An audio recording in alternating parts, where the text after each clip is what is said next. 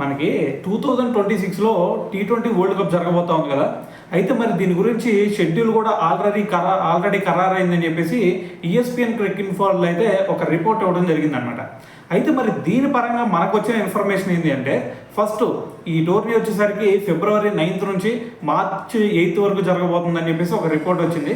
So దాని తర్వాత మరి ఈ టోర్నీలో చూసుకుంటే మొత్తం కూడా ఏకంగా 20 టీమ్స్ అయితే పాల్గొనబోతున్నాయి. ఆ 20 టీమ్స్ కూడా మరి 55 మ్యాచెస్ అయితే ఆడతాయి అనమాట. అయితే దీంట్లో భాగంగా మరి మనకి వెన్యూస్ ఒకసారి చూస్తే, మరి ఇటువైపు ఇండియాలో చూసుకుంటే మనకి ఇది శ్రీలంక, అదేవిధంగా ఇండియా రెండు కూడా హోస్ట్ చేస్తున్నాయి కాబట్టి ఇండియాలో వచ్చేసరికి 3 వెన్యూస్ ఉన్నాయి. దాని తర్వాత శ్రీలంకలో వచ్చేసరికి 2 వెన్యూస్ అయితే ఉన్నాయి అనమాట.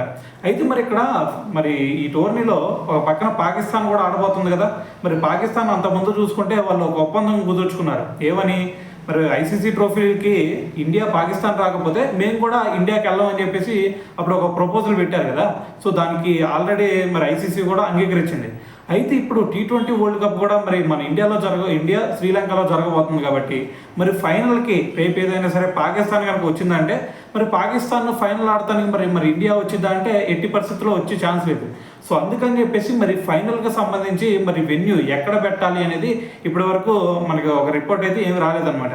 ఎందుకంటే ఇప్పుడు పాకిస్తాన్ కనుక రాకపోయిందంటే ఆటోమేటిక్గా అహ్మదాబాద్లో ఫైనల్ జరిగే ఛాన్స్ ఉంది.